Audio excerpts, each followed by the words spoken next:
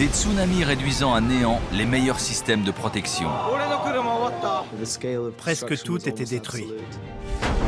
Des éruptions volcaniques dont les victimes se comptent en millions. Si on est pris dans une nuée ardente, on est simultanément brûlé, étouffé et frappé par des rochers. Des séismes qui révèlent les secrets de notre planète. Et des épidémies qui mènent l'humanité au bord de l'extinction. Au premier coup d'œil, le docteur a dit « Vous avez la peste bubonique ». Lequel de ces cataclysmes a fait le plus de dégâts? Découvrez avec nous le top 10 des plus grandes catastrophes naturelles dans l'histoire de l'humanité.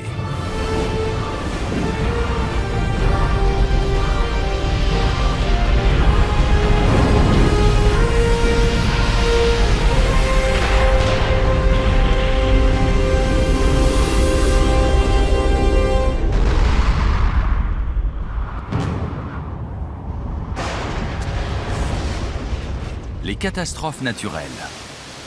Quand la furie des éléments affecte directement la population humaine, avec des conséquences dramatiques.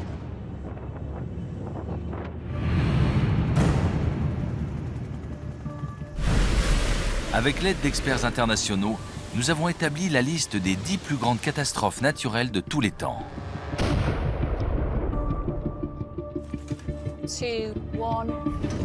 Plusieurs critères ont été pris en compte.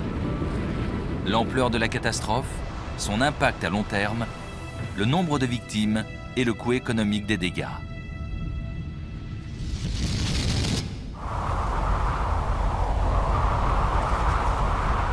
À la 10e place du classement se trouvent les tornades meurtrières de 2011 aux États-Unis. Karen Kosiba, météorologue, connaît bien ces phénomènes extrêmes. C'est le début du printemps dans les Grandes Plaines. Regardez, la tornade approche. Du Texas au sud jusqu'aux prairies canadiennes dans le Grand Nord, c'est la saison des tornades. Ne restez pas là! Partez le plus vite possible!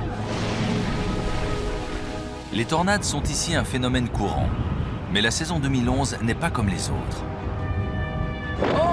Oh la vache! On entendait que les murs de la maison étaient en train d'être arrachés. Ma femme a dû s'agripper à des tuyaux parce qu'elle était aspirée vers la cage d'escalier. Non, regarde! Ça détruit tout!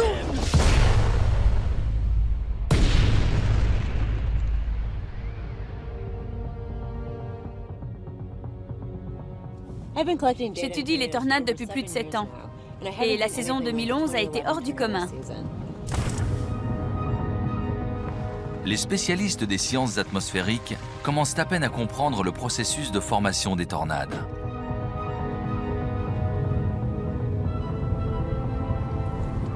Il y a 3 ingrédients nécessaires à l'apparition des systèmes orageux qui créent les tornades. D'abord, il faut une masse d'air très instable. Ensuite, il faut du cisaillement de vent, des vents soufflant dans différentes directions à haute altitude. Et troisièmement, il faut un déclencheur, une force d'impulsion. En 2011, ces 3 facteurs sont réunis pour créer des tornades en série. Au début avril, une énorme perturbation se forme dans le sud-est des États-Unis, donnant naissance à de nombreux tourbillons. Seul un petit pourcentage était violent, mais il y en avait beaucoup. Malheureusement, en 2011, les tornades violentes ont frappé des grandes villes. Et c'est là qu'il y a eu des problèmes. Beaucoup de personnes blessées ou tuées. Le 25 avril débute une série d'orages qui vont créer 343 tornades en moins d'une semaine. Avec un bilan de 321 victimes, c'est l'une des séries de tornades les plus meurtrières dans l'histoire du pays. C'était une des pires éruptions de tornades jamais observées. Le 27 avril, une violente tornade s'abat sur la ville de Tuscaloosa en Alabama. Nous apprenons qu'une tornade approche du centre-ville. Mettez-vous tout de suite à l'abri. La vitesse du vent atteint presque 300 km/h et on compte 65 victimes. À certains endroits, tout était détruit.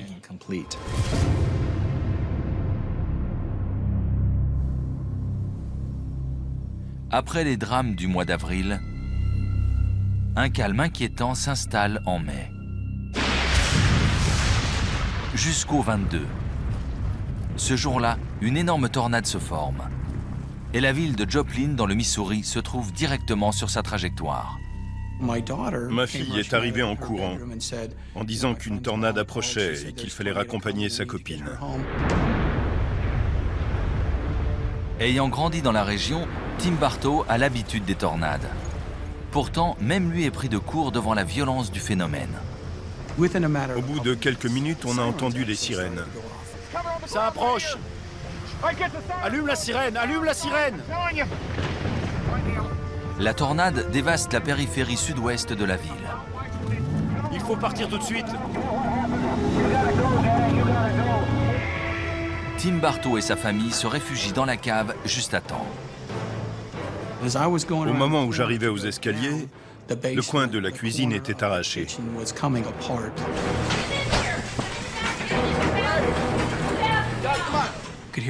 On dit souvent que les tornades font un bruit de locomotive, mais c'était une dizaine de locomotives.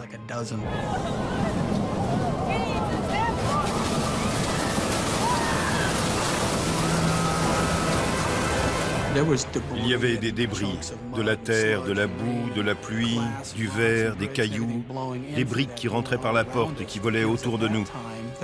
C'est là que j'ai réalisé que la tornade était juste au-dessus. On entendait que les murs de la maison étaient en train d'être arrachés.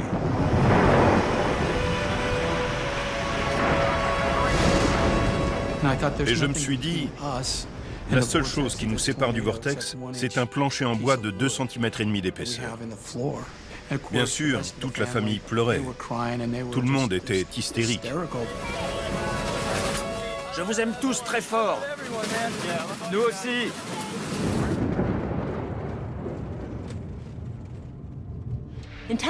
Des courants ascendants soulèvent toutes sortes de débris, et même des maisons ou des voitures. C'est un environnement instable, sombre et très dangereux. Les tornades sont une des forces naturelles les plus dévastatrices. Joplin a été directement frappé par une tornade de catégorie 5, les tourbillons les plus destructeurs.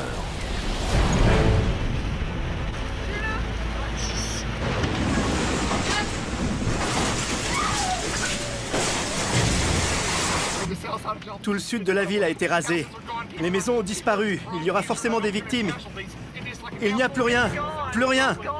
À ce moment-là, je ne savais pas encore à quel point c'était grave. Regarde les maisons. C'est quand on est sorti de la cave que j'ai pu voir ce qui s'était passé. Dans une tornade de catégorie 5, le vent dépasse les 320 km/h et l'énergie dégagée équivaut à l'explosion de 10 tonnes de TNT. Il y a quelqu'un? Il y a quelqu'un? Viens là, ma jolie. La maison avait disparu et il y avait des débris d'autres maisons dans notre cuisine. Et puis, on voyait des piles de débris avec un bras ou une jambe qui dépassait. Presque toute la famille a fondu en larmes.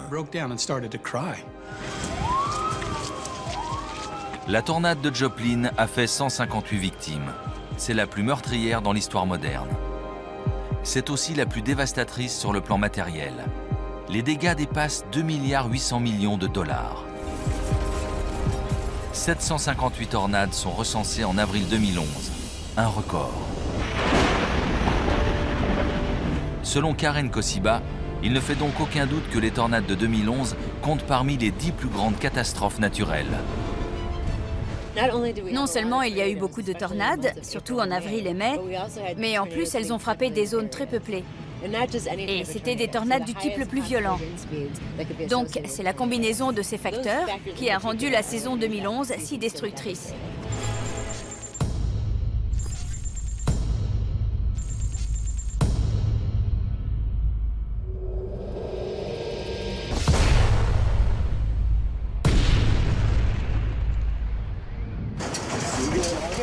Nous sommes en mars 2011. Un puissant séisme secoue l'archipel japonais. L'épicentre se trouve à 65 km des côtes. Au Japon, il y a beaucoup de séismes et les protections sont très sophistiquées. Quelques minutes après la secousse, un énorme tsunami est signalé, approchant la côte nord du Japon.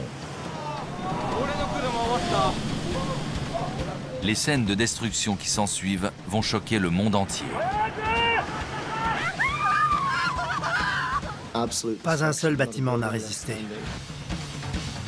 En termes d'impact économique, ce séisme, suivi d'un tsunami, est la plus grande catastrophe de tous les temps, ainsi que nous l'explique Alison Raby, spécialiste du génie côtier. Le Japon a subi de nombreux tsunamis dans son histoire. D'ailleurs, le mot tsunami signifie vague portuaire en japonais. En conséquence, le Japon a mis en place les systèmes de protection les plus sophistiqués au monde. Le Japon se trouve à la jonction de 4 plaques tectoniques. Sur le plan géologique, la région est très instable. Les infrastructures sont donc construites en conséquence. Alors comment expliquer l'ampleur des dégâts en 2011? Tout commence le 11 mars. Les systèmes de détection sismique prévoient une forte secousse, d'une magnitude de 7,2 sur l'échelle de Richter.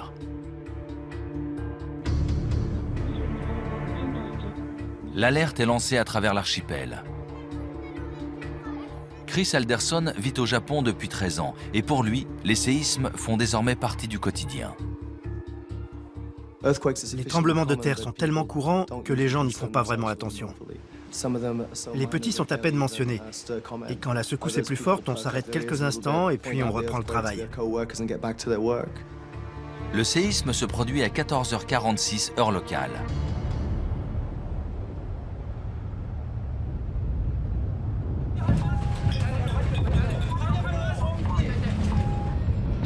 Avec une magnitude de 9, il est 100 fois plus puissant que prévu.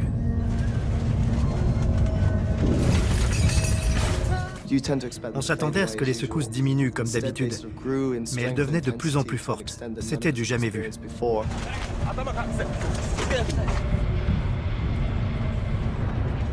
C'est le plus grand séisme dans l'histoire du Japon, le 5e plus puissant jamais enregistré.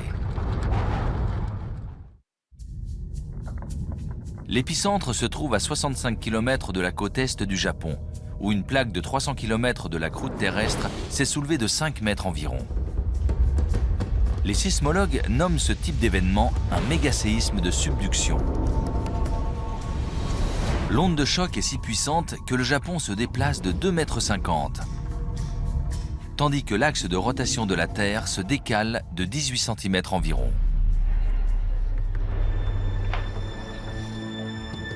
Malgré la puissance du séisme, les infrastructures antisismiques limitent les dégâts. La population japonaise sait quoi faire en cas de catastrophe.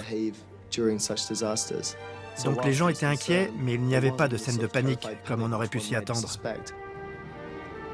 La technologie semble avoir joué son rôle. Cependant, le séisme n'est qu'un début, et la véritable catastrophe est encore à venir.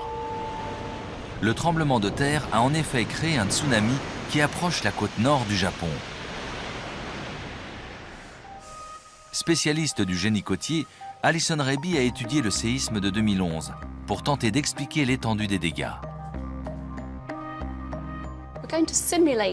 Nous allons simuler un méga-séisme à l'aide de cette planche montée sur des charnières. Elle représente la plaque de croûte terrestre qui se soulève à l'occasion d'une rupture sismique de ce type. Donc, cette plaque va se lever brusquement en déplaçant une énorme quantité d'eau. 3, 2, 1.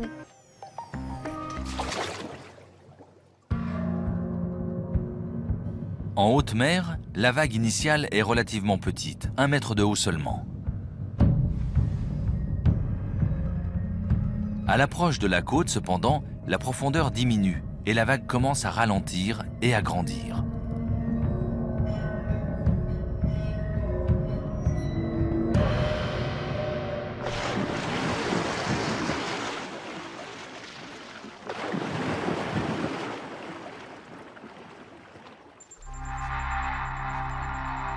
Les Japonais ne connaissent que trop bien le danger des tsunamis et ils disposent d'un système d'alerte sophistiqué. Des messages sont diffusés automatiquement dans les téléphones portables et à la télé. Donc les gens ont tout de suite su qu'il allait se passer quelque chose. Sur la côte nord-est du Japon, la population commence à évacuer ou à se réfugier dans des abris spécialement prévus. Le Japon avait un des meilleurs systèmes de protection côtière au monde. Et ces maquettes représentent certaines zones du littoral. Alison Reby et son équipe ont reconstitué certaines villes et leur protection pour comprendre ce qui s'est passé. On commence ici avec la ville de Kamaishi. Kamaishi était un port en eau profonde, avec la digue la plus profonde du monde. Cet ouvrage devait protéger la grande usine sidérurgique et une nombreuse population. Plus au sud, on trouve une petite ville, Minami Sanriku. Nous avons reconstitué ici une des structures d'évacuation verticale. Celle-ci était clairement signalée pour permettre aux gens se trouvant sur les basses terres d'échapper à la vague. Enfin, il y a les plaines côtières. Cette zone était protégée par des murs en béton. Et derrière, il y avait une forêt de pins. Tout cela devait protéger les habitations. Les Japonais ont pris un risque calculé. Ces systèmes de protection sont conçus pour résister à des vagues de 12 mètres au maximum. Or, le tsunami qui approche est un monstre. Près de 40 mètres de haut.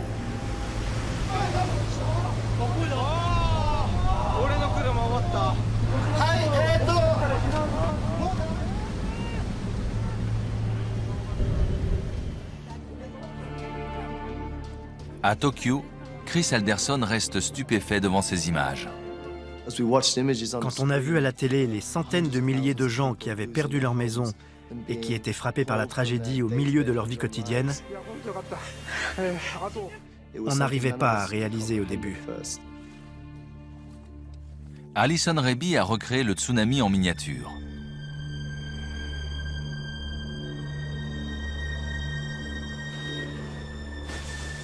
En comparant les images de la catastrophe avec cette simulation, elle a pu mieux comprendre pourquoi les meilleurs systèmes de protection au monde ont failli si gravement à remplir leur mission. Non seulement les arbres ont à peine ralenti la vague, mais en plus, les troncs arrachés l'ont rendue plus destructrice encore.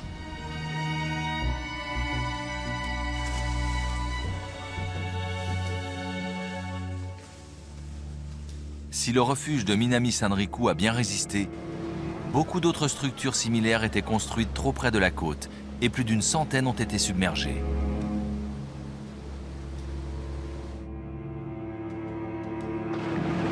Quant à la digue de Kamaishi, pourtant à la pointe du progrès, le tsunami l'a réduite en pièces.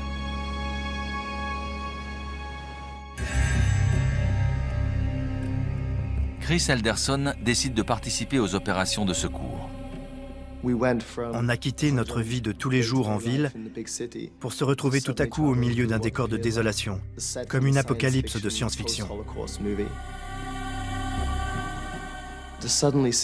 Quand on a vu tous ces gens sans abri et l'ampleur des dégâts, c'était surréaliste. Il y avait un bateau au milieu d'un village, un gros semi-remorque coincé sur le toit d'une usine. C'était très difficile d'accepter que tout ce qu'on voyait était bien réel. La catastrophe s'aggrave encore lorsqu'à la centrale nucléaire de Fukushima Daiichi, un réacteur inondé entre en fusion.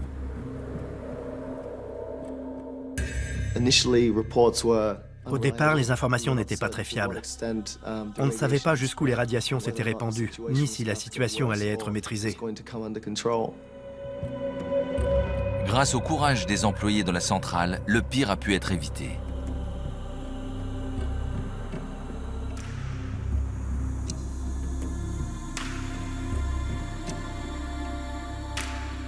Le tsunami a causé plus de 200 milliards de dollars de dégâts.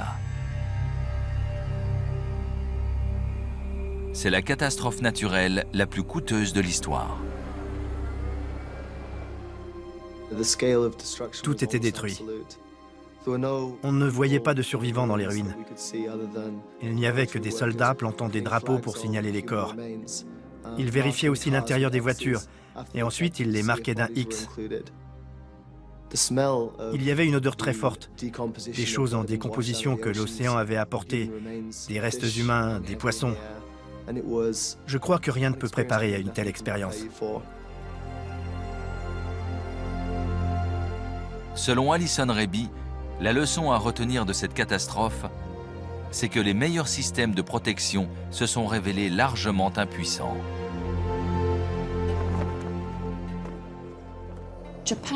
En théorie, le Japon était le pays le mieux préparé au monde pour résister à un méga tsunami. Pourtant, même les Japonais avaient sous-estimé la puissance de la vague. Et c'est pour cette raison que, selon moi, c'est l'une des plus grandes catastrophes naturelles de l'histoire.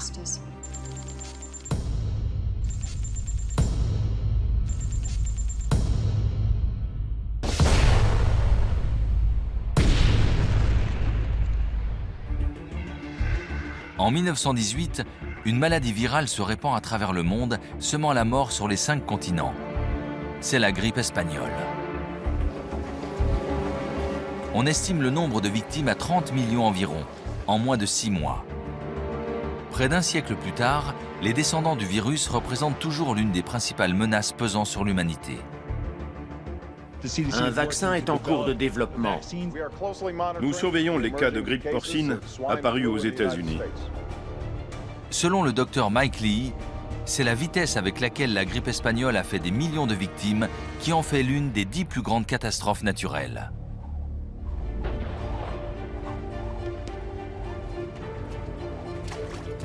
En 1918, la Première Guerre mondiale touche à sa fin.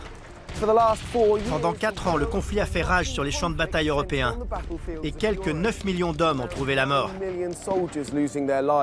Pourtant, sur le front, les soldats vont se trouver confrontés à un ennemi bien plus redoutable que n'importe quel adversaire humain. Au printemps 1918, une épidémie de grippe fait quelques victimes, mais au milieu du carnage des tranchées, l'événement passe largement inaperçu.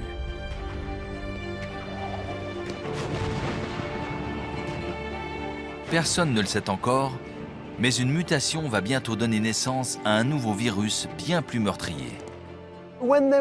Durant l'hiver de la même année, il y a une nouvelle épidémie, mais les autorités n'y prêtent pas tellement attention. Or, cette fois, c'est différent. La progression de la maladie est fulgurante, ce qui est très inquiétant. Certaines victimes meurent en 24 heures. Même des médecins endurcis par les horreurs de la guerre sont alarmés. De nombreuses victimes ont les poumons tellement remplis de liquide que certains pathologistes les comparent à des noyés. C'est le début d'une pandémie qui va toucher presque tous les pays du monde et faire des dizaines de millions de morts.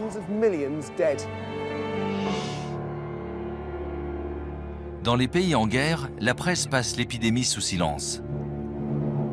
En Espagne, en revanche, territoire neutre, les informations circulent librement. Et c'est ainsi que la maladie est surnommée grippe espagnole. Selon Mike Lee, les conditions de vie dans les tranchées pourraient expliquer l'épidémie.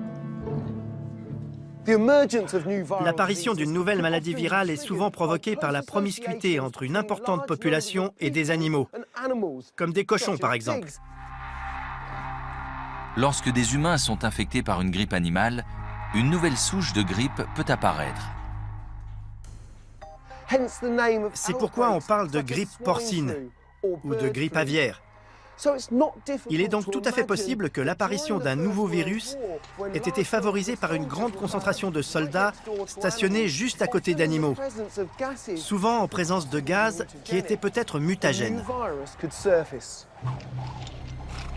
Sur le front, les soldats vivent entassés et la contagion est fulgurante.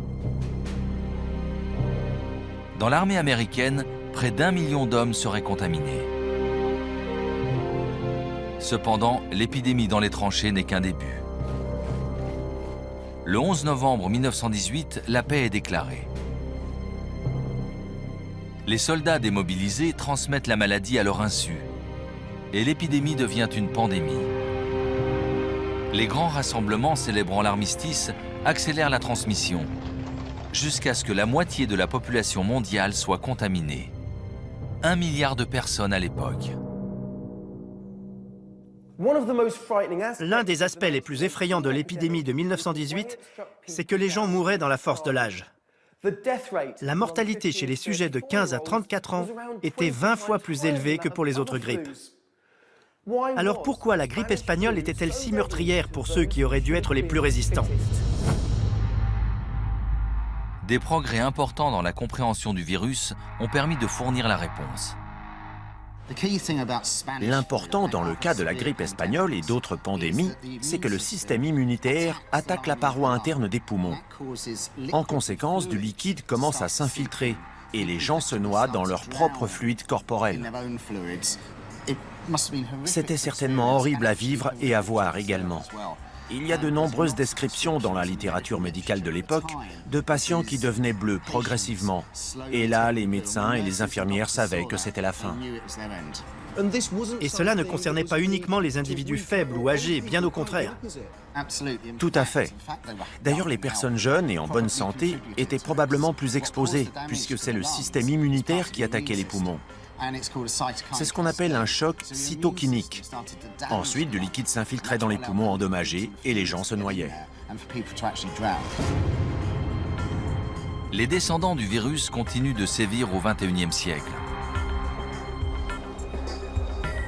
En 2009, les 500 000 victimes de la grippe porcine H1N1 ont poussé l'Organisation mondiale de la santé à lancer une alerte à la pandémie de niveau maximum. De plus, le virus de 1918 a eu de nombreux autres descendants, en dehors de la grippe porcine. D'autres maladies ont fait plus de victimes, mais jamais aussi rapidement. En un an, la grippe espagnole a tué entre 20 et 100 millions de personnes. C'est potentiellement 10 fois plus que le nombre de soldats tués au combat pendant la Première Guerre mondiale. Aux États-Unis, l'épidémie a diminué la durée de vie moyenne de 10 ans. Des chiffres terribles qui font de la grippe espagnole une des 10 plus grandes catastrophes naturelles de tous les temps.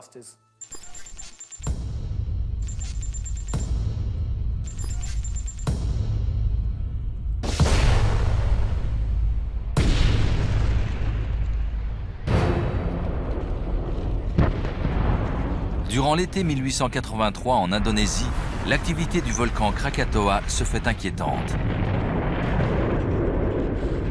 L'épouvantable cataclysme qui va s'en suivre marquera durablement les mémoires. Si l'explosion du Krakatoa mérite sa place dans le top 10 selon le professeur Nick Petford, c'est parce qu'elle a été la première catastrophe médiatisée à travers le monde et qu'elle a contribué à la naissance de la volcanologie.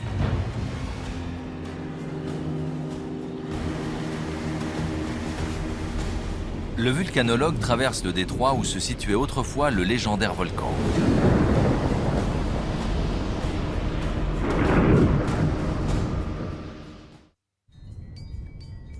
Apparu 44 ans après le cataclysme, le Anak Krakatoa, ou enfant du Krakatoa, est l'un des volcans les plus actifs au monde. Ici, le glissement d'une plaque tectonique sous une autre provoque l'éruption de lave en fusion à la surface.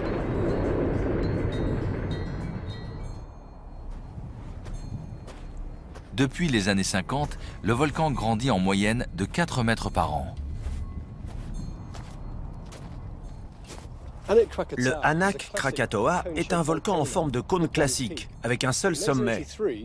En 1883, le Krakatoa était constitué de 3 sommets, et les gens pensaient qu'il y avait 3 petits volcans. Mais c'était une grosse erreur, parce qu'en dessous, il y avait une seule chambre magmatique. Et quand celle-ci a explosé, la quantité d'énergie libérée était telle que toute l'île a été détruite.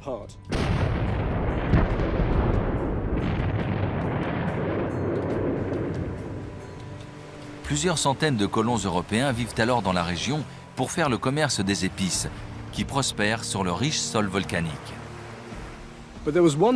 Il y avait un colon hollandais en particulier, Roger Verbeek, qui était géologue. Et il a passé l'été précédant l'éruption à étudier les îles. Les écrits de Roger Verbeek ont joué un rôle crucial dans notre compréhension de l'éruption. Nous sommes le dimanche 26 août 1883. Des explosions de plus en plus violentes se succèdent.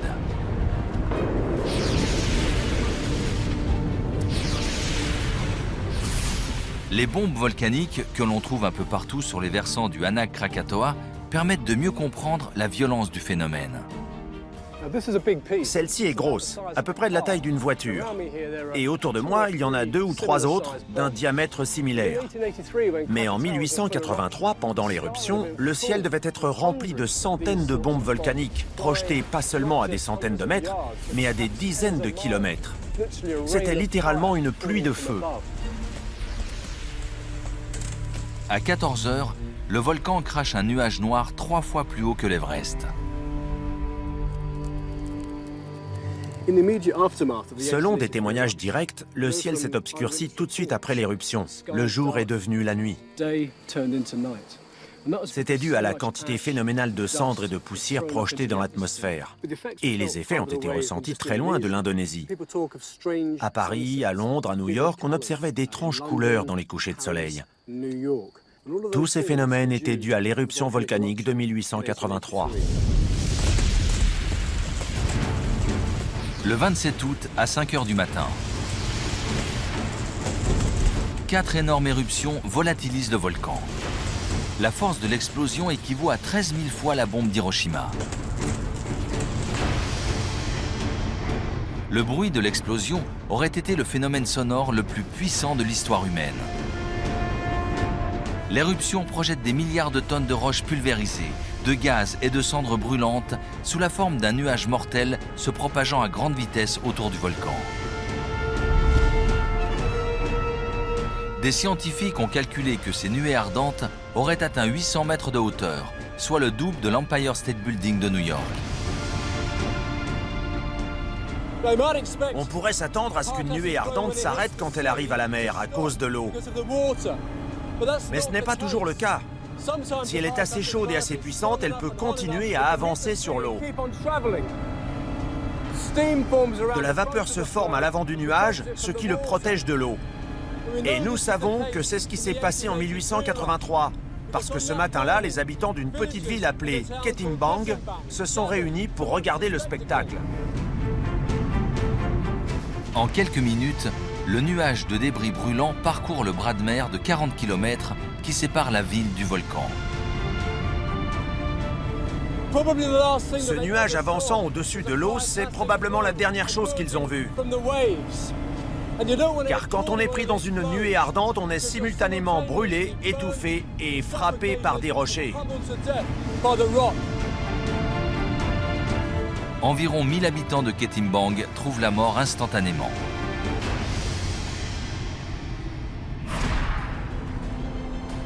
Mais la catastrophe ne fait que commencer. Dans les derniers moments de son agonie, le volcan s'effondre dans l'océan. L'affaissement provoque un énorme tsunami, déferlant à 320 km/h.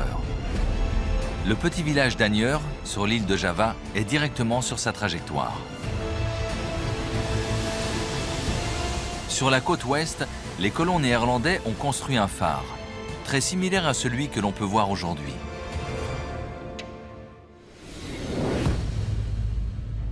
L'ouvrage est conçu pour résister aux plus fortes tempêtes, et malgré le raz-de-marée qui approche, le gardien et sa famille décident de rester pour assurer le fonctionnement du phare.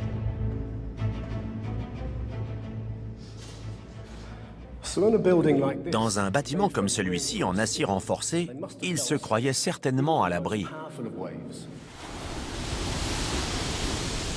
Or, la vague charrie d'énormes rochers, arrachés au fond marin.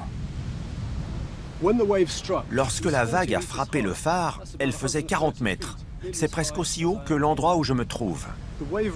La vague avait arraché de gros morceaux de corail qu'elle a projetés contre le phare. Et malgré les poutres en acier qui le renforçaient, le phare s'est effondré.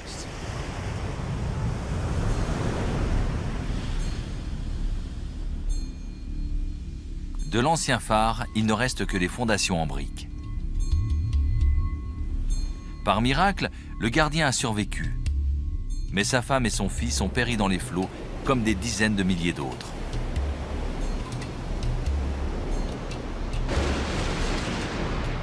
C'est le tsunami provoqué par une éruption le plus destructeur de tous les temps. Au coucher du soleil, le 27 août 1883, le Krakatoa a disparu. Le volcan a été volatilisé dans l'explosion.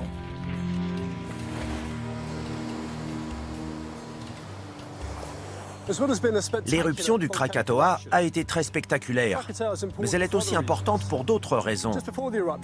Des câbles de télégraphe sous-marins avaient été posés entre Jakarta et le reste du monde juste auparavant. Donc les gens ont pu suivre l'éruption en temps réel, comme aujourd'hui avec Internet. Et le Krakatoa a été la première catastrophe à retentissement mondial. Roger Verbeek, le géologue hollandais, a lui aussi grandement contribué à la légende du Krakatoa. Son rapport sur l'éruption était tellement brillant qu'il a jeté les bases d'une nouvelle science, la vulcanologie. C'est donc pour toutes ces raisons que l'éruption du Krakatoa est l'une des 10 plus grandes catastrophes naturelles de l'histoire.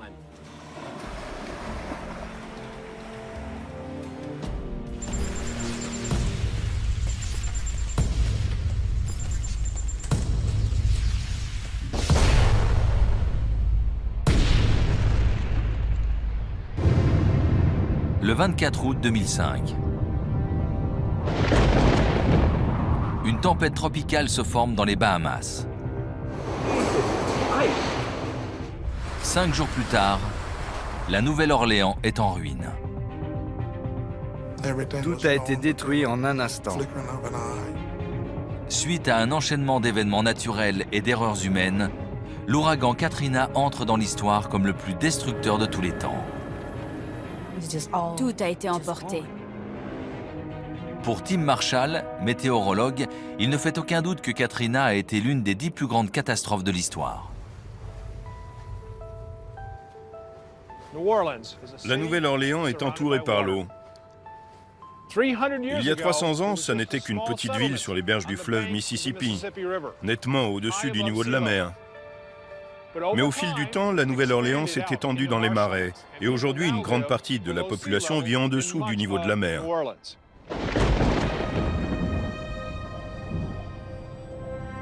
Cette situation particulière rend la ville très vulnérable aux ouragans.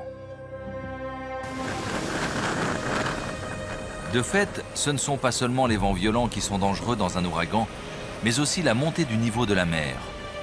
C'est ce que l'on appelle une onde de tempête.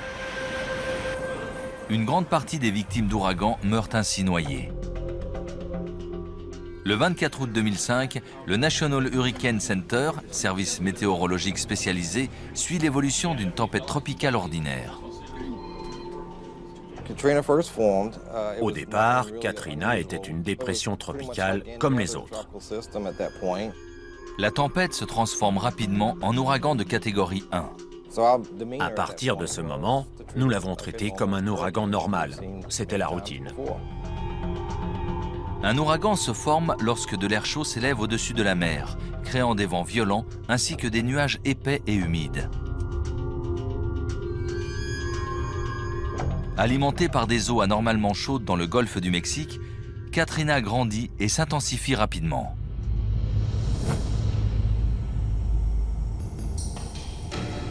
Les météorologues suivent la situation de près. Les images satellites montraient un œil énorme et nous avons compris qu'il s'agissait désormais d'un ouragan de catégorie 5. Selon les prévisions, l'ouragan va frapper la Nouvelle-Orléans dans moins de 24 heures. Nous avons fait un communiqué et nous avons lancé l'alerte. Tous les habitants doivent immédiatement évacuer la ville. Ceux qui le peuvent s'enfuient. Environ 1 million de personnes quittent la ville. Mais certains n'en ont tout simplement pas les moyens. Stanley et Betty Stewart vivent dans le quartier du Lower Ninth Ward. On n'avait pas les moyens financiers de partir. Donc on a décidé de rester et de prier pour que tout se passe bien. Finalement, on s'est retrouvés à 13, barricadés dans 2 pièces. Près de 100 000 personnes sont ainsi abandonnées à leur sort face à la furie des éléments. On a empilé des serviettes devant la porte pour empêcher l'eau d'entrer.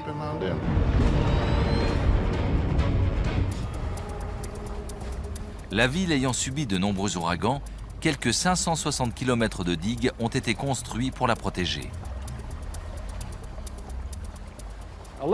Les digues sont un mélange d'argile et de sable. Le gros problème, c'est que certaines étaient plus basses que d'autres. Elles s'étaient affaissées. Pire encore, les digues n'étaient pas conçues pour résister à un ouragan d'une telle force.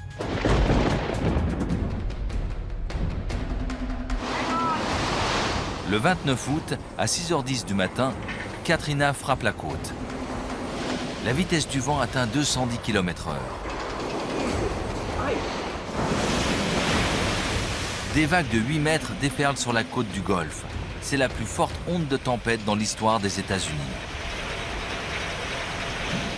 La Nouvelle-Orléans est submergée. On entendait les vagues passer au-dessus du toit.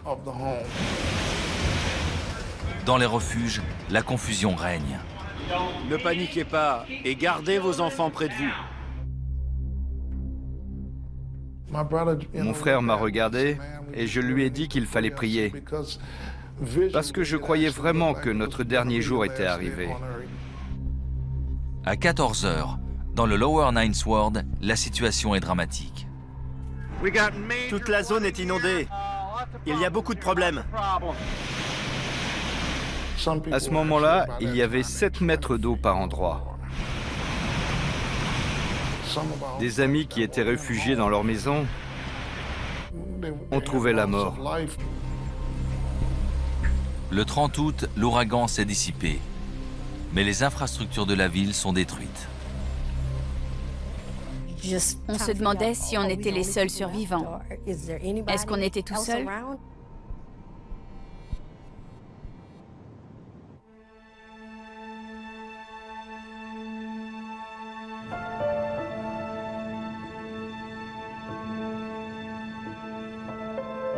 L'eau a envahi la majeure partie de la ville et les services d'urgence sont dépassés. J'ai entendu quelqu'un dire à la radio que la digue de la 17e rue s'était rompue et que l'eau arrivait au toit des maisons. À ce moment-là, ma vie a changé. Nous avons tous réalisé que c'était une situation nouvelle. La ville était sous l'eau. Chris Michael et ses collègues sont confrontés à une catastrophe sans précédent. Partout, il y avait des corps qui flottaient dans l'eau. On manquait de personnel pour collecter les cadavres.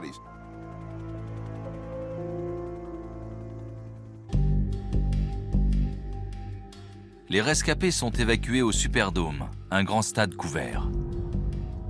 Les conditions étaient insupportables au Superdome. Les gens croyaient arriver dans un refuge avec de la nourriture, des vêtements, de l'eau, mais il n'y avait rien.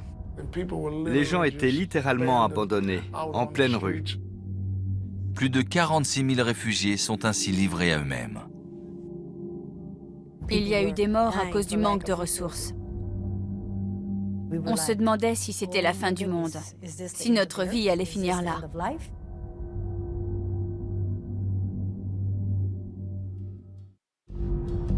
L'incapacité des autorités à secourir la population aggrave la situation. Ce qui nous a vraiment pris au dépourvu, c'est la montée des eaux. Personne ne s'attendait à ce que la ville soit submergée à 80%.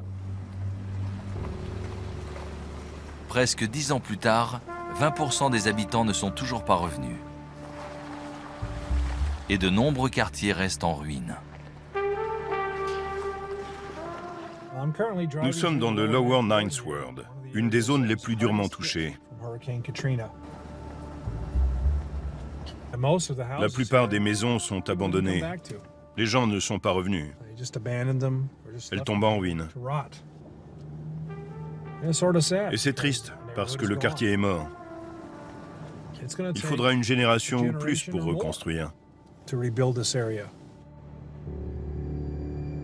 2 semaines après le passage de l'ouragan, le président George Bush présente ses excuses pour l'incapacité du gouvernement à faire face. Katrina a relevé des failles dans nos capacités de réaction à tous les niveaux. Et dans la mesure où le gouvernement fédéral n'a pas entièrement rempli sa mission, j'en accepte la responsabilité. Selon Tim Marshall, c'est l'impact des erreurs humaines qui vaut à cette catastrophe de figurer dans le top 10.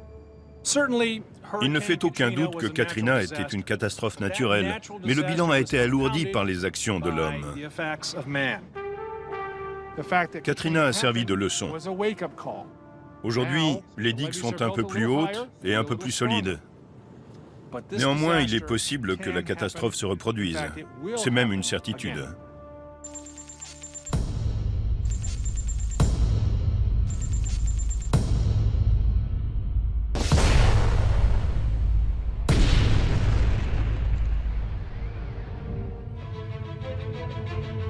À la fin du dernier âge glaciaire, la Terre était très différente. Dans un hémisphère nord recouvert de glace, l'Europe offrait un aspect méconnaissable. Un cataclysme aurait alors bouleversé la géographie du continent. Une gigantesque inondation peut être à l'origine du mythe du déluge. L'océanologue Simon Boxall est fasciné par cette théorie. Et selon lui, il s'agirait bien là d'une des 10 plus grandes catastrophes de l'histoire. Tout commence il y a 10 000 ans environ, à la fin du dernier âge glaciaire. L'énorme glacier qui recouvre le Canada actuel est en train de reculer. La fonte de la glace crée un énorme lac d'eau douce, plus grand que la France. Pendant un temps, l'eau est retenue par un mur de glace. Mais lorsque la barrière cède, il y a 8500 ans environ, une énorme quantité d'eau se déverse dans les mers du globe.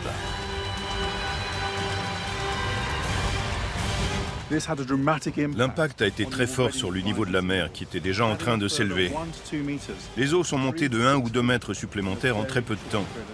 Si le même phénomène se reproduisait aujourd'hui à la même vitesse, Londres et New York seraient complètement dévastés. En fait, tous les pays côtiers seraient affectés.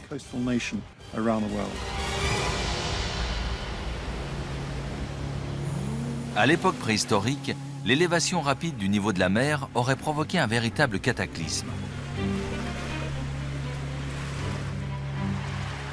Selon certaines études, la région actuellement recouverte par la mer Noire était alors occupée par l'une des principales concentrations de population. Il y a 9000 ans, il y avait ici une énorme vallée avec au fond un grand lac d'eau douce. Il y avait des villages, des terres cultivées et une population de plus de 100 000 personnes. Mais tout a changé lorsque l'inondation a commencé. En raison de la montée du niveau de la mer, l'eau de la Méditerranée commence à se déverser dans la vallée, transformant les terres fertiles en une mer d'eau salée.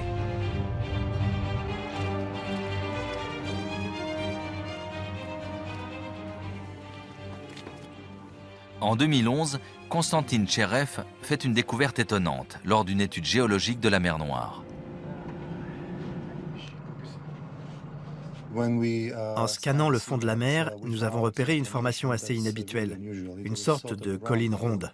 Ce n'est pas très commun dans la mer Noire, et nous avons décidé de faire un carottage. En inspectant l'échantillon de sédiments, les scientifiques font une découverte inattendue. De minuscules bouts de bois. La datation au carbone nous a permis d'établir que ces bouts de bois avaient 9000 ans, ce qui est sensationnel. D'où venait-il? La théorie la plus excitante, c'est que cette colline sous-marine était un village à l'époque préhistorique. Parce que sa hauteur et sa forme correspondent exactement au village que l'on trouve partout en Europe de l'Est. Selon Konstantin Tcherev, cette zone noyée sous 90 mètres d'eau était autrefois à l'air libre. J'en suis absolument certain. Pour en savoir plus sur les populations qui auraient fui la montée des eaux, Simon Boxall a pu consulter une incroyable collection archéologique.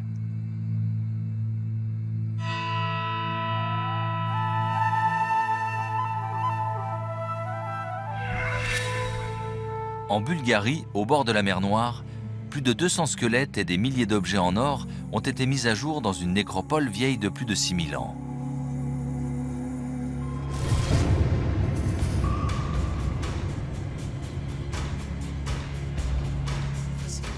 L'expert bulgare Hristo Smolenov pense que ces bijoux magnifiquement travaillés prouvent l'existence d'une civilisation très avancée. Par exemple, on a ici deux objets en or distincts, très différents, et pourtant ils s'emboîtent parfaitement. C'est très étonnant pour une civilisation vieille de 7000 ans. C'est une super civilisation.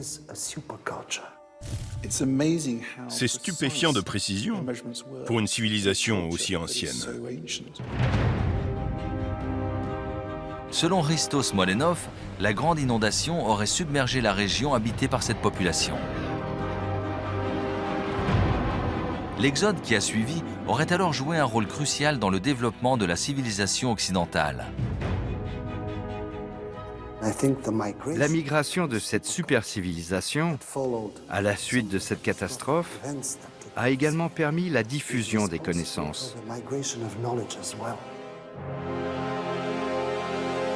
Si Smolenov a raison, la dispersion de cette population est peut-être à l'origine de l'épanouissement des civilisations égyptiennes et grecques quelques 2000 ans plus tard.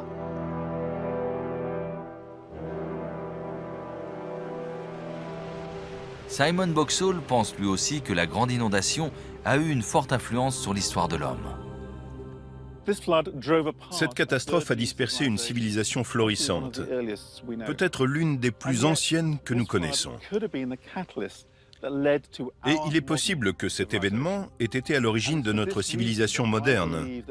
C'est pour cette raison que cette inondation a été, selon moi, l'une des 10 plus grandes catastrophes naturelles.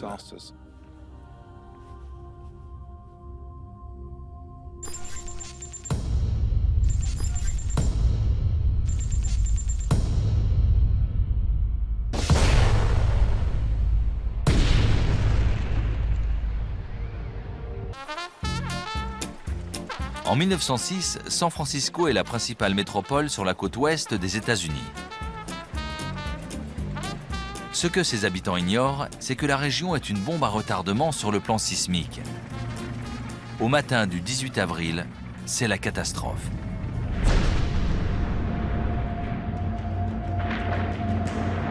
Selon le sismologue Thomas Jordan, cet énorme tremblement de terre doit sans aucun doute figurer dans le top 10.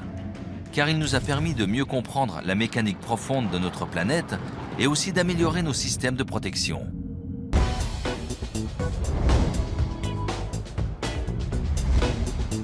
Plus d'un siècle après la catastrophe, San Francisco reste célèbre pour ses rues abruptes et tortueuses.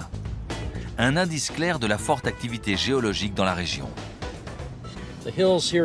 Les collines que l'on trouve à San Francisco et dans la baie alentour ont été créées par les mêmes forces que le séisme de 1906. À l'époque, bien sûr, on ne savait pas que cette magnifique topographie était liée au tremblement de terre. Tout a changé le 18 avril 1906. Au soir du 17 avril, Enrique Caruso, le célèbre ténor, se produit à l'Opéra de San Francisco.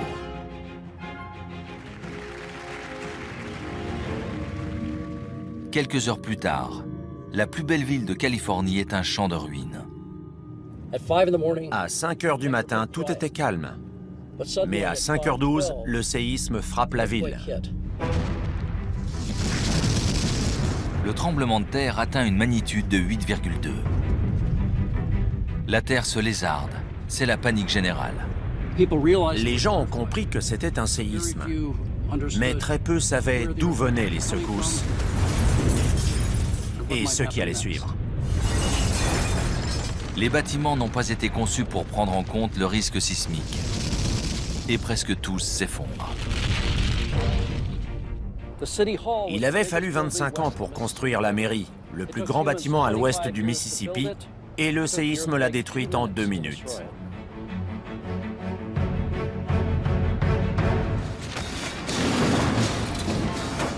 l'effondrement des bâtiments n'est pas le seul danger. Les secousses ont causé des fuites de gaz et la moindre flamme risque de déclencher un incendie.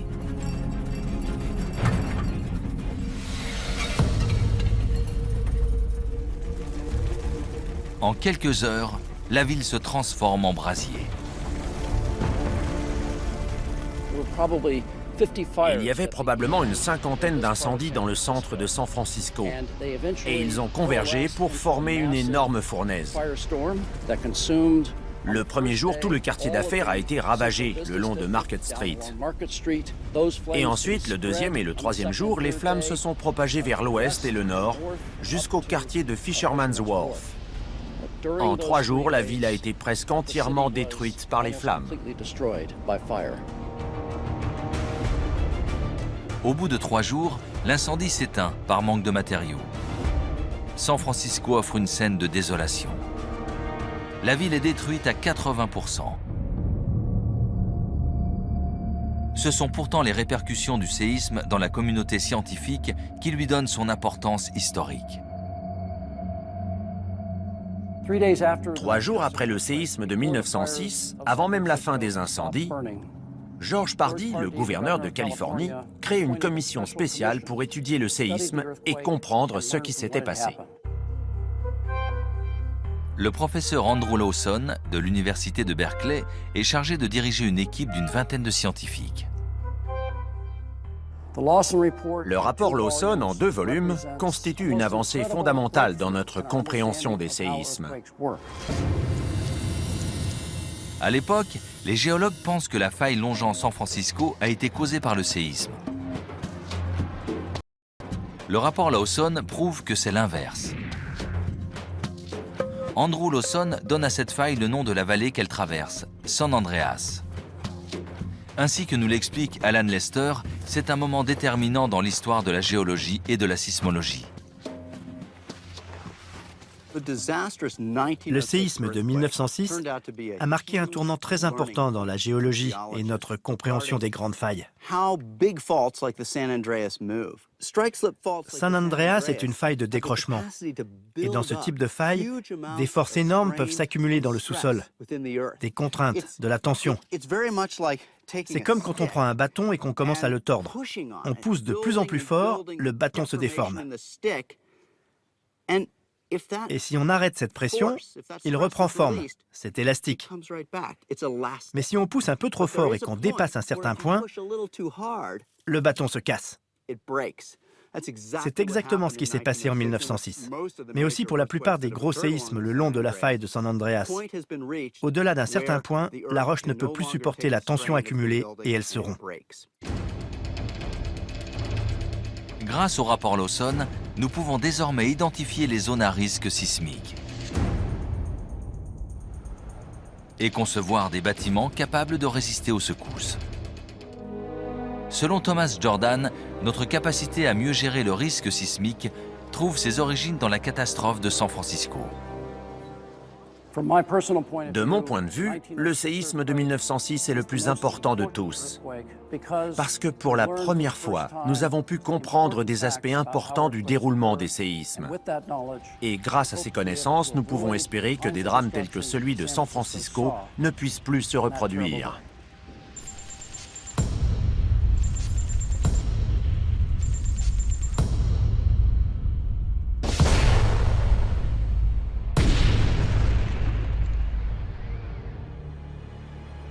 Nous sommes le 7 juin 1783.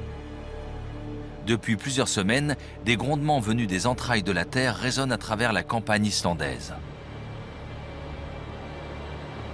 Dans moins de 24 heures, un gouffre ardent s'ouvrira au milieu des collines en crachant des torrents de lave en fusion.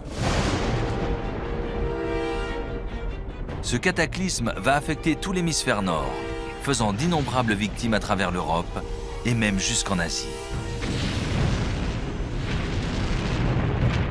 Bien que cette catastrophe soit relativement peu connue, le volcanologue Thor Thordarson considère cette éruption comme la plus meurtrière de tous les temps.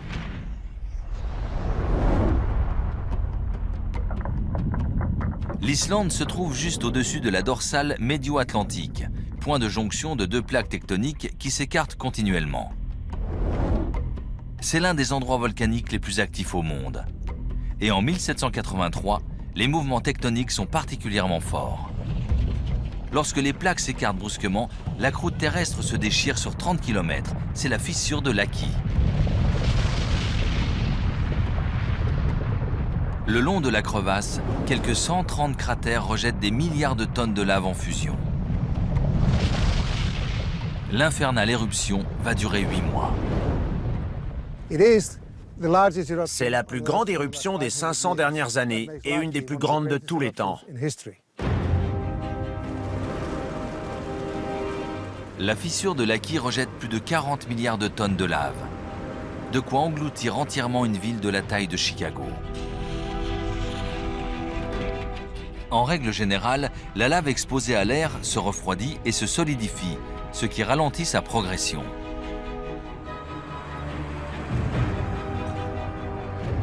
Pourtant, les coulées de Laki ont parcouru des centaines de kilomètres grâce à un réseau souterrain.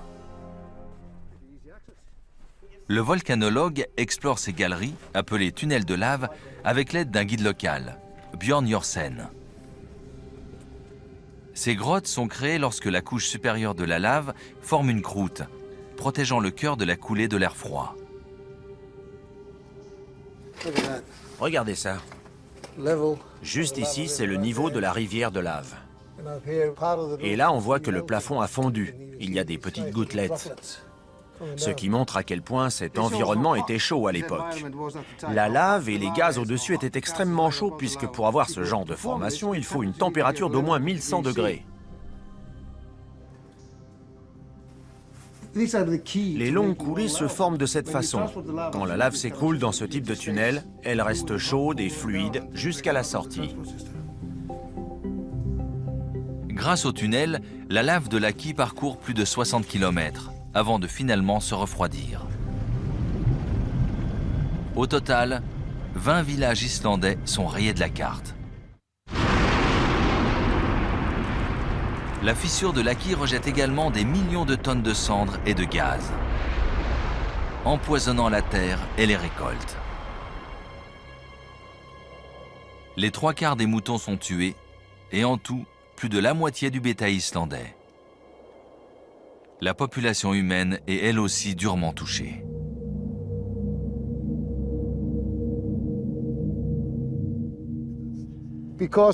À cause de la famine et des maladies, plus de 21% de la population islandaise a trouvé la mort. L'éruption de Laki a des conséquences encore plus catastrophiques dans le reste du monde. Malgré leur situation isolée, les volcans islandais peuvent affecter de vastes régions du globe, comme l'ont prouvé les événements d'avril 2010. En 1783, le nuage rejeté par le Laki recouvre une grande partie de l'hémisphère nord. Or, il ne transporte pas seulement des cendres. 120 millions de tonnes de dioxyde de soufre ont été rejetées dans l'atmosphère en créant par réaction des aérosols soufrés. Ces aérosols bloquent la chaleur solaire, causant un refroidissement climatique mondial. En Europe, le froid provoque une terrible famine. Selon certains experts, la disette aurait poussé les paysans français à se révolter, menant ainsi à la Révolution de 1789.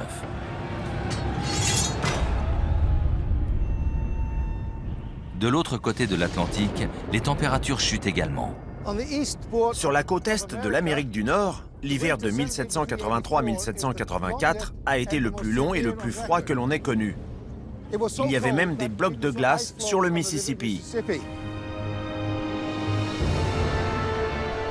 L'influence néfaste de l'éruption sur le climat désorganise le cycle de la mousson, provoquant des pertes de récoltes généralisées.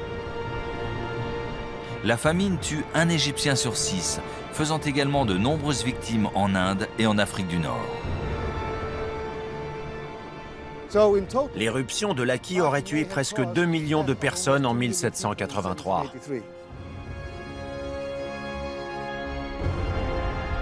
Malgré sa situation isolée, la fissure de Laki a profondément affecté notre planète. L'éruption de 1783 a perturbé le climat et provoqué de terribles famines jusqu'en Afrique et en Asie. Compte tenu de son impact sur la nature, l'atmosphère, le climat et l'histoire de l'homme, je pense que l'éruption de Laki est l'une des plus grandes catastrophes de tous les temps.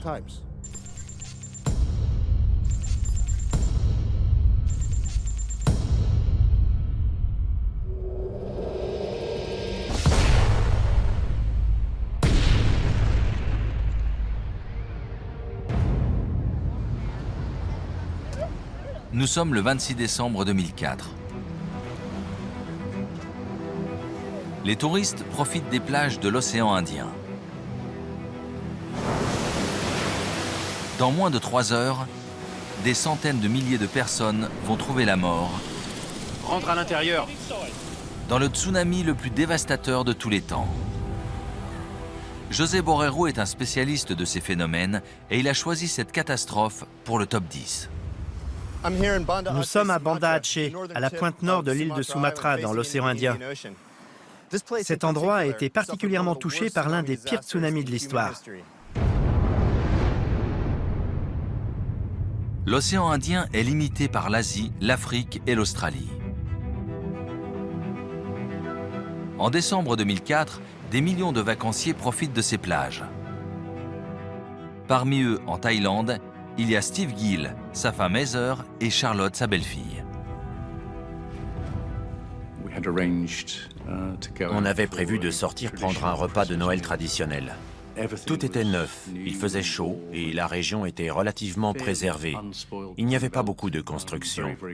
C'était très calme, idyllique, on pourrait dire. Sur l'île indonésienne de Sumatra, à Banda Aceh, Eddie Quenslow rend visite à sa famille et à ses amis. Je devais dormir chez un ami. Sa maison était très proche de celle de ma sœur. À 8 h heure locale, le 26 décembre, tout a changé. Près de la côte, la plaque indo-australienne plonge sous la plaque eurasienne. Et plus de 1000 ans de contraintes tectoniques sont brusquement relâchées. La magnitude du séisme atteint 9,1. C'est le 3e plus puissant jamais enregistré.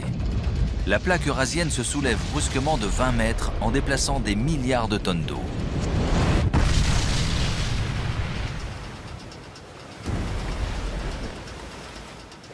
Les vagues ont déferlé vers la Thaïlande et l'Indonésie à l'est et vers le Sri Lanka à l'ouest. Or, des millions de personnes se trouvaient sur leur trajectoire. Avançant à la vitesse de 800 km/h, le tsunami atteint la côte de Sumatra en 30 minutes. Environ 1 heure plus tard, il frappe la Thaïlande. Malgré le séisme, la majorité de la population côtière n'a pas conscience du danger, car il n'existe aucun système d'alerte tsunami dans l'océan Indien. J'ai vu des bâtiments détruits. Et on avait peur, bien sûr. Mais on ne savait pas qu'un tsunami allait arriver. Pour les vacanciers en Thaïlande, l'étrange spectacle de la mer se retirant est le premier indice d'une catastrophe imminente. La baie était vide. On ne voyait plus que des rochers, jusqu'à l'embarcadère et jusqu'à l'autre île. Il n'y avait plus rien. Le retrait spectaculaire de l'océan a été une des images les plus marquantes du tsunami de 2004. Toute la côte est restée exposée, et cette baisse de niveau était causée par les mouvements tectoniques en mer. Tandis qu'une partie de la plaque tectonique se soulevait, la partie la plus proche de la côte plongeait, et l'eau s'est précipitée pour combler ce vide. Voilà ce qui a causé le retrait de la mer. Si plus de personnes avaient réalisé que cela annonçait un tsunami, de nombreuses vies auraient pu être sauvées.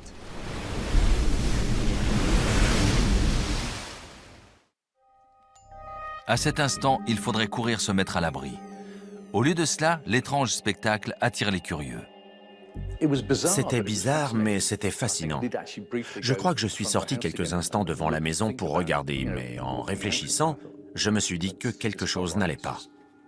Je ne savais pas quoi, mais je savais que ce n'était pas normal. La plupart des gens ne réalisent le danger que trop tard. Avec ma femme et ma belle-fille, on a discuté de ce qu'on allait faire. Et on n'a pas eu le temps de réagir, en fait.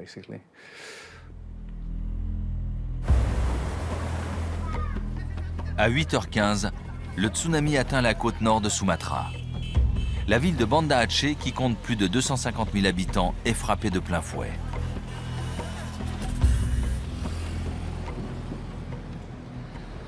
Je suis dans le centre de Banda Aceh et c'est à ce coin de rue que les images les plus spectaculaires ont été filmées.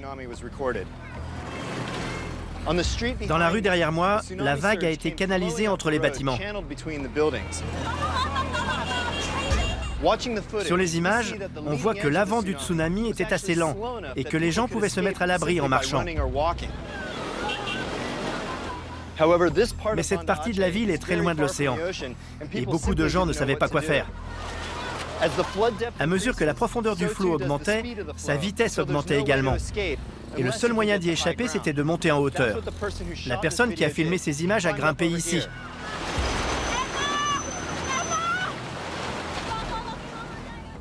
Et elle a survécu. Mais des milliers d'autres n'ont pas pu en faire autant et ils sont morts. Charriant des milliards de tonnes de débris, la vague emporte tout sur son passage. Comme beaucoup d'autres, Eddie Quenslow se réfugie à la Grande Mosquée. On voyait passer des débris, de la ferraille, des rochers, des lits, des vêtements, des motos, des voitures. Et il y avait des gens pris dans le flot, au milieu des débris.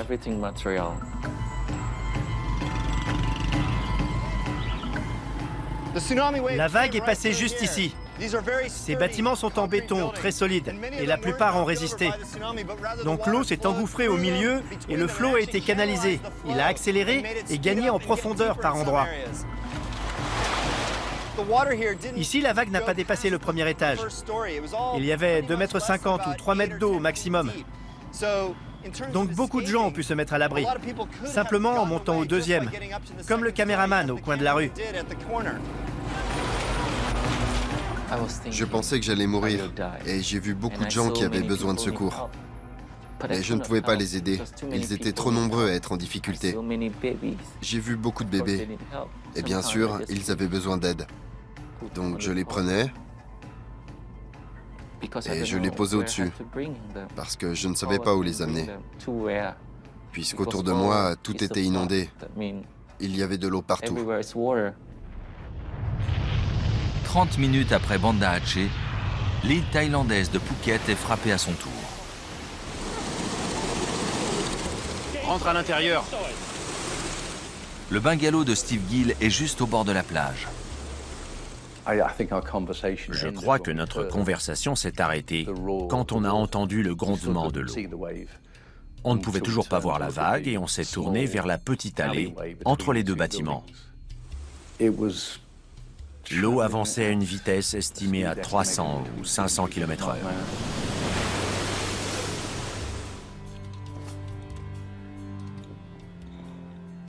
C'était... L'eau a tout emporté. La vague faisait 10 mètres de haut. Il n'y avait plus rien à faire. Plus rien. Je me souviens que quand la vague m'a emporté, je ne m'attendais absolument pas à en sortir vivant. Est-ce que c'est comme ça que ça va finir? Parce que la puissance de cette chose ne laissait aucune place à l'espoir. Dans une telle situation, on n'a pas de projet d'avenir.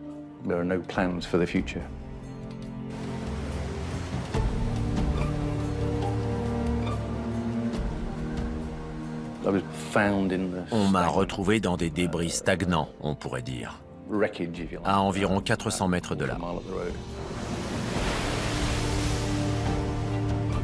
Steve Gill retrouve rapidement sa belle-fille, mais sa femme n'a pas survécu.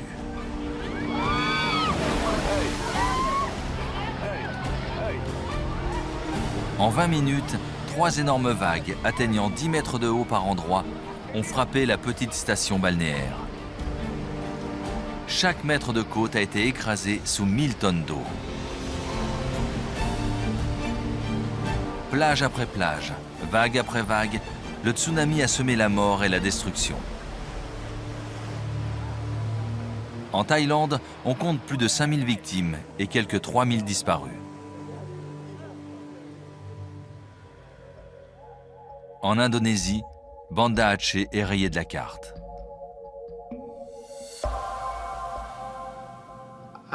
Je ne comprenais pas pourquoi j'avais perdu mon meilleur ami.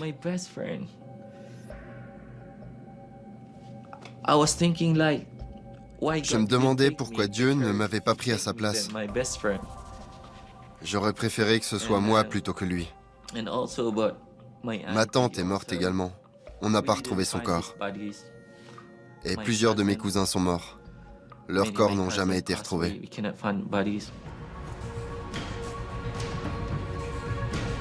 Au total, le tsunami a frappé 14 pays autour de l'océan Indien, faisant des victimes jusqu'en Afrique à des milliers de kilomètres du séisme. Le bilan final fait du tsunami de 2004 le plus meurtrier de l'histoire.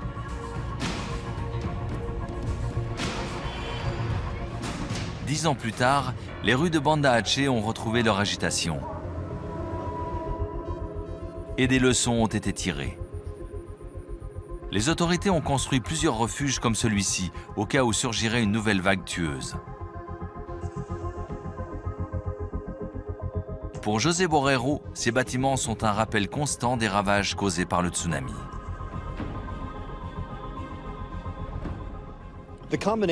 La combinaison d'un séisme exceptionnellement puissant et d'un tsunami meurtrier dans plusieurs pays fait de cet événement l'une des 10 plus grandes catastrophes dans l'histoire de l'humanité.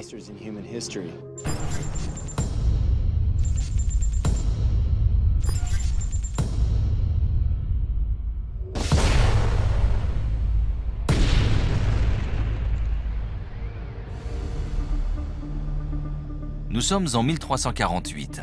Et une étrange maladie fait des ravages à travers le globe. Le nombre de victimes est tel que la population humaine arrive au bord de l'extinction. Encore aujourd'hui, ce germe venu du fond des temps peut frapper sans avertissement. Je ne pouvais pas bouger le petit doigt. Je ne pouvais pas manger ni boire. Je pouvais bouger et cligner des yeux.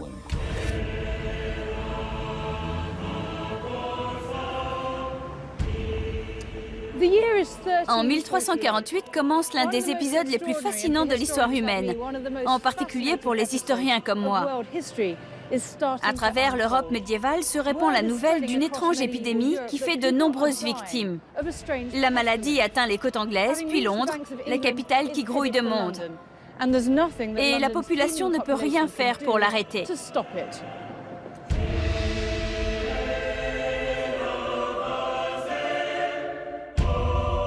D'étranges grosseurs noires apparaissent sur le cou et l'aine des malades. Ce sont ces protubérances, appelées bubons, qui donnent leur nom à la maladie, la peste bubonique.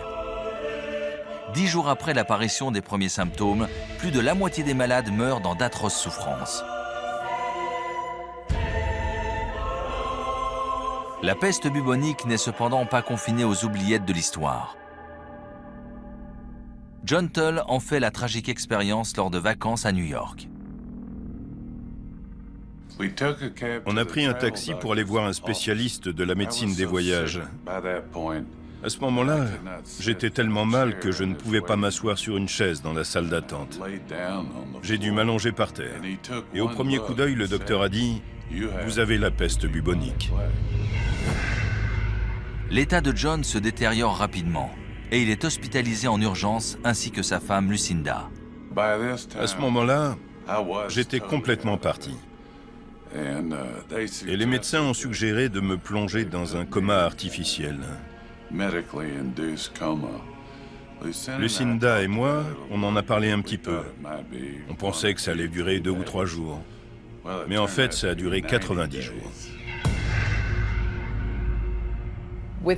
Après 2 jours de coma, les extrémités de ses membres ont commencé à noircir, ses mains et ses pieds.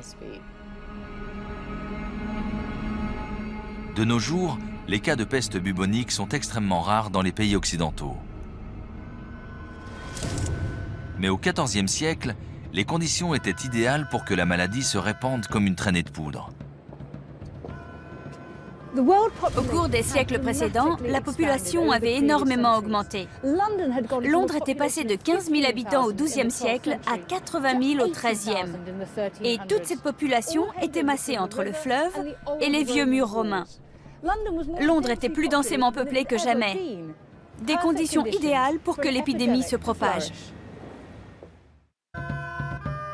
La saleté est repoussante, il n'y a pas d'égout, et les ordures mêlées d'excréments humains et animaux coulent au milieu de la rue. Malgré ces conditions sordides, la Londres médiévale est déjà un centre important de commerce international. Cette scène peut paraître très moderne, mais Londres est une ville de commerce depuis le Moyen-Âge. C'est une métropole internationale.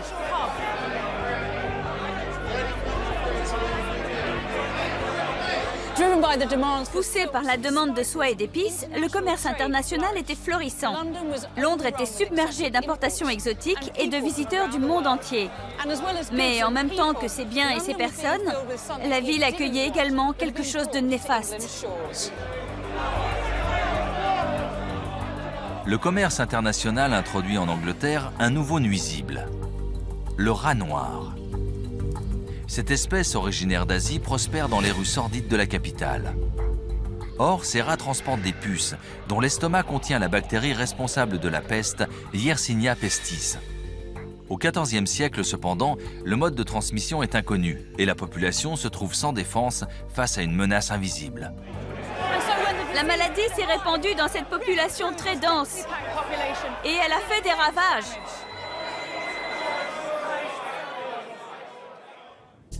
Encore aujourd'hui, dans certaines régions des États-Unis, des rats transportent des puces infestées par la peste. On a environ 2 hectares de terrain à la campagne. Il y a probablement des milliers de rongeurs, rien que sur ces 2 hectares. Et environ un tiers d'entre eux est infecté par la peste. Il suffit d'une morsure par une puce infectée pour être contaminé. Et le système immunitaire de John est impuissant face à la bactérie qui se multiplie dans son organisme. Pendant le coma de John, Lucinda doit prendre une lourde décision. Lucinda m'a réveillé le 14 ou le 15 janvier. Et elle a dit « Chérie, je t'aime. Nous sommes le 15 janvier et tes jambes ont été amputées. » Si je n'avais pas donné ma permission pour cette opération, je ne crois pas que John aurait survécu. Et j'étais déterminée à tout faire pour qu'il reste en vie. Donc c'était douloureux, horrible, mais j'ai décidé de les autoriser à amputer.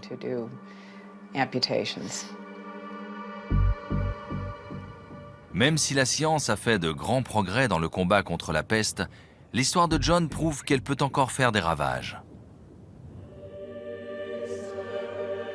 Dans l'Europe du XIVe siècle, la seule chose à faire, c'est d'enterrer les morts. Des charniers mis à jour à Londres montrent la vitesse terrifiante à laquelle l'épidémie s'est propagée dans la ville. C'est le squelette d'une victime de la peste du XIVe siècle? Tout à fait. C'est une femme qui a été exhumée dans la fosse de East Smithfield.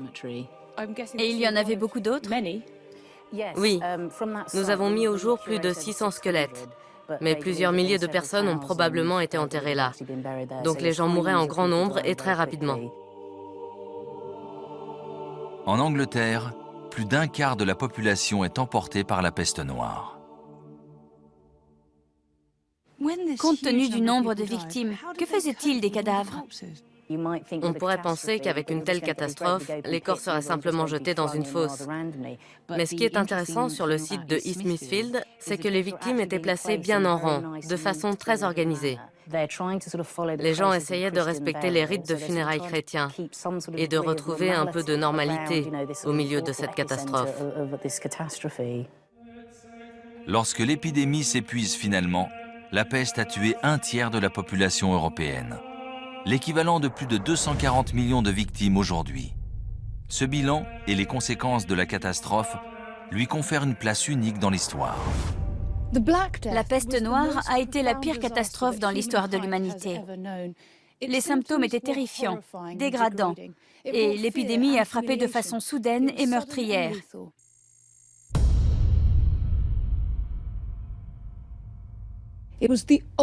C'était la pire des pandémies et la plus grande catastrophe naturelle de notre histoire. Il n'est donc pas étonnant que 700 ans plus tard, on l'évoque toujours avec horreur. Les 10 plus grandes catastrophes naturelles n'ont que peu en commun. Leurs causes étaient météorologiques, biologiques ou géologiques. Sur tous les continents, elles ont causé de terribles ravages.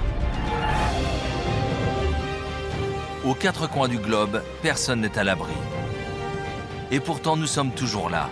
Nous sommes les survivants, représentants d'une espèce à l'exceptionnelle capacité d'adaptation.